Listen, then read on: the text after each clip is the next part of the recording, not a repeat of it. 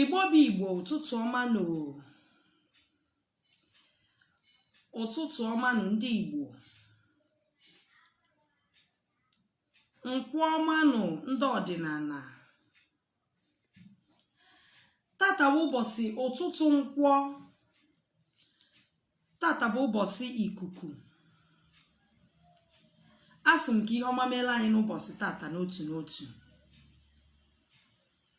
Nkwọ tata kutere anyị ezigbote ihe. Nkwọ tata kute mmepe ụzọ n'ụzọ anyị niile. Nkwọ tata kwọpụla anyị ụchụ, kwọpụla anyị uke. Nkwọ tata tụba anyị ugo. Asị m ndị ikuku mepere anyị ụzọ anyị niile chiri echi n'ụbọchị tata. Ụzọ anyị niile ajọ mmụọ gbachiri. Ụzọ anyị niile ajọ mmadụ gbachiri. Asị m ka ikuku nkwọ kunyere gị ya n'ụbọchị nke tata. Ya bịa dịrị gị mma tata, gị bụ onye ọma na-ege m ntị. Cheta na onye na n'onu ya bụ eze nwanyị ọma mmiri Ochendo. Ebe isi an'onu m bụ Ọkịja, Ihiala Local Government dị na Anambra Steeti. Lotekwa na ọka bụ naanị otu akara ekwentị ka m nwere na WhatsApp 081-861-13606. Asị m ọmaka melụ gị tata. Ngwa iji eko ya kwanarị na gị. Ọ gazi bịa gaziere gị n'ụbọchị tata wee dịrị gaba ise. Kelụ ka unu dị ndị ọdịnala. Ihe m jiri wee bịa tata bụ okwu ndụmọdụ na okwu nkasi obi nyere ụmụ Igbo na ndị ọdịnala na mba ụwa gbaa gburugburu. Ị na-anya kịta, ọgbaghara dị, mkpọtụ dị na mba ụwa. Dịka onye gboo, ihe a bụ ohere ị ga-eji wee chigha azụ. Ihe a bụ ohere, time ị ga-eji wee nachigha to your root, na ntọala gị na mgbọrọgwụ gị. Ọnọdụ anyị nọ kịta, oge anyị nọ ugbu a bụrụ oge ị ga-anọ just like that, ị ga-anọ empty. Oge anyị nọ kịta abụrụ ọnọdụ ị ga-anọ ịnọlụ ifechifota. Onye ọdịnala ebe na ebe ị nọ na, achọ m ka onye ọbụla ka ịdị njikere, ka ha ji n'ume n'ihe anyị nọ n'ime ya kịta. Achọ m iji ohere a wee sị onye ọbụla jisi ike, si onye ọbụla ya gbaa mbọ fụ na ị na-aga ọjị. Gbaa mbọ fụ na iji ọjị aga ọfọ n'ọnọdụ anọ n'ime ya kịta dịka onye Igbo. Gbaa mbọ fụ na ose ọjị akọghọ na be gị n'ọnọdụ anọ kịta dịka onye Igbo. Gbaa mbọ fụ na ị na-akpọku ezumezu mmụọ niile ebe na ebe ị nọ na, ị nọ n'ụlọ oyibo, ị nọ n'ụlọ, na-akpọku mmụọ gị na faso. Ekwene ka ọjị kọọ gị, ekwene ka ọjị kọọ na be gị. Ịpụta ụtụtụ, iwere ọjị, ịsachacha aka gị, ịkwọcha aka gị, sacha iru gị, iwere ọjị kpọkuo Chukwu okike, kpọkuo ana, si anado ya chebe gị, dube gị n'ihe na-afịọ ihe nke a. Si anado ya chebe gị, dube gị n'ihe na-ahịọ na mba ụwa. Si ana kpuchite gị. Ịkpọkusie Chukwu okike, kpọkuo ana, ịkpọkuo chi ụwa gị. Ekwene ka ọ jikọọ gị n'ọnọdụ anọ kịta. Ịkpọkuo chi gị si ya bịa dube gị. Na chi onye adịrọ n'izu, na ifela ada eme onye ahụ. Nwere ife na-eme onye na chi dị n'izu. Bifo ihe ọbụla ga-eme gị, chi gị ga-amarịrị anya ya. Kpọkuo chi gị wite ọjị Igbo. Jee n'ihu anyanwụ na-agbala, anyanwụ nọrọ ebe ahụ kwubie okwu n'isi gị, n'isi ezinụlọ gị, n'isi ụmụ gị, n'isi ụmụnne gị na mba ụwa, ebe onye ọbụla nọ. Kwubie okwu n'isi ha n'otu n'otu. Gọọ ọfọma n'isi ha n'otu n'otu. Iwere ọjị a kwụsie okwu. Inwe mkpebi na gị na mmụọ nọ n'agbata. Ose ọjị akọ na gị na ose ọjị ada eji iji fele. O nwere ebe ị na-eje oyi na-apụ apụ. ị na-eje n'ụlọ ọrụ gị ebe niile kpọchisi akpọchi kịta anywhere ịma ị na-eje ebe ọbụla na-eje were ose ọjị tinye n'akpa gị ịgọba ofu ụtụtụ gị gọsịa dịka onye gboo gwaba mmụọ okwu n'usoro anyị bụ ndị ọdịnala si akpọku mmụọ anyị usoro anyị bụ ndị ọdịnala si agọ mmụọ anyị iwere ọjị ijikwa okwu ịwa gị na mmụọ gị na fa kpalụ mmụọ ndị kpọkụzi atakọlie ọjị a iwe were ose ọjị chetakwa na ose ọjị na ị ga-ewefe ya n'azụ gị wee mepee ya iwere ose ọjị n'ime mkpụrụ ose ọjị anwa mkpụrụ 9 ino ya eno atakwana ya ata ị ga-eno dị ose ọjị eno na onye eno atakwana ya ata mkpụrụ ose ọjị 9 ma ị bụrụ nwoke Igbo ị bụrụ nwaanyị Igbo ino mkpụrụ ose ọjị 7 ino ya eno ị bụrụ nwaanyị Igbo iwere mkpụrụ ose ọjị 7 ino ya eno atakwana ya ata ose ọjị dị very vital then ọ bụrụ na ịfụrụ akwụkwọ ọdọ opuo ọ bụrụ na ị nwetanwuru akwụkwọ ọdọ opuo you can take only the alligator pepper ị ga-eno you can swallow only that alligator pepper so ọjị anwa mana ọ bụrụ na ị nwetanwuru ọdọ opuo n'ịnọ in a place ị ga-enweta nwe like anyị nwa nọ village we can get it ịma na ị ga-atakwa that ọdọ opuo ata ị bụrụ nwaanyị ihe ị ga-ata bụ 7 ị bụrụ nwoke ihe ị ga-ata ya bụ 9 iweli echela onwe gị ihe a na-agwa gị ihe ọ ga-alụ gị ọrụ na-arụ is just a day 24 hours ka ọ ga-anọ gị na-arụ iweli echela onwe gị na-agụ kịta bụ time to go back to your roots oge adrọ all these things if na-ahapụ nkịta mmụọ ma anyị ya mmụọ mana ọ ga-adị ntu a takịta bụ oge go back to acknowledge the forces with you acknowledge those forces nwere fear onwere ihe ụjọ dị na ya nụ onwere ife ga na-atụ gị ụjọ ịma mmụọ gị na fanụ acknowledge them onwe mmụọ ndị be unu na-agọ onwe mmụọ ndị kpọkwubefa dịka onye Igbo onwe obodo dị n'iche n'iche nwere mmụọ na-echekwa obodo mgbe gboo ọ na ife meziri nghasa enwere mmụọ na-echekwa obodo na-eme na ife ọjọọ adị eme n'obodo mba ọbụla ị nọ ebe na ebe ọbụla ị nọ kpọkube mmụọ ndebe unu kịta bụ oge onye ọdịnala ọbụla kwesịrị iji mara ihe ọ na-eme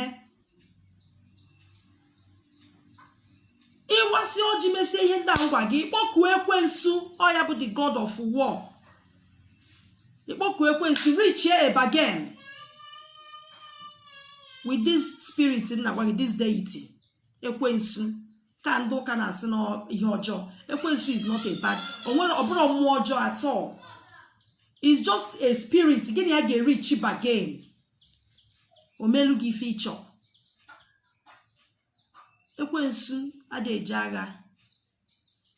agha elie ya kpọkuo Amadioha enwere mmụọ ndị Igbo ji eje mba mmụọ ndị Igbo ji eme odogwu kpọkuo Amadioha kpọkuo akpụ ọkalete akpụ nwa eje ana ife ada eribidie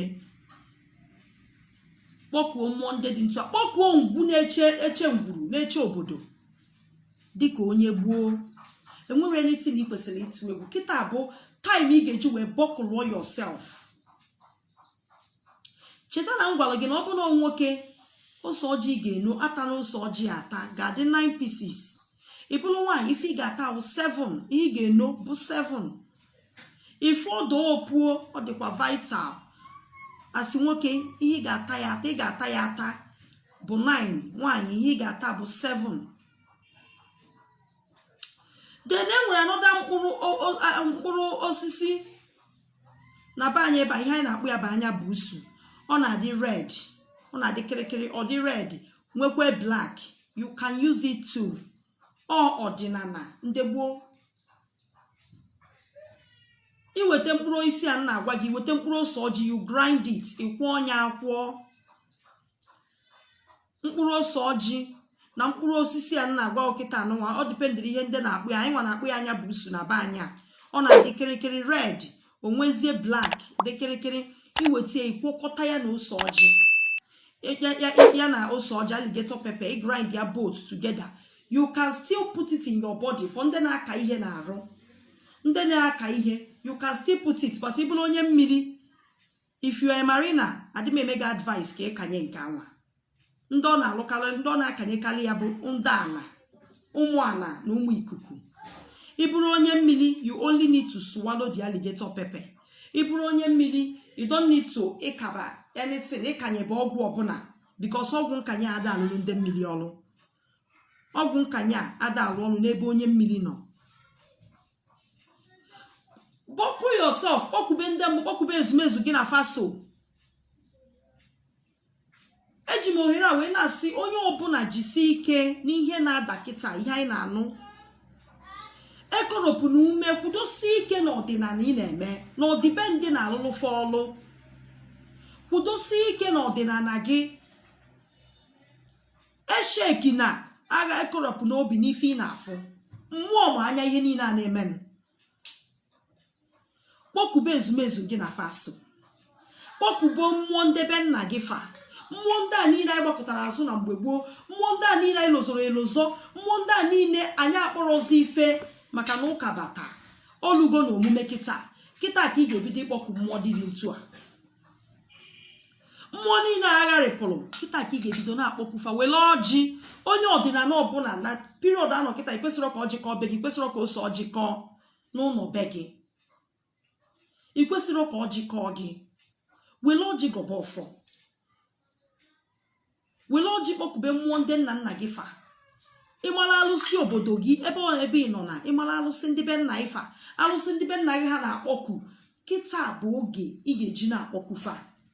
Ha ekwela ka ihere mee gị. Ịbụ onye nne, ịbụ onye nna. Kịta bụ oge ị ga-stand in the gap for your children. Onye ọbụla nwe onye nne ebe na ebe ị nọ na this is our time to awake and rise up. Ọnụ nne dị ile na-arụ nwa.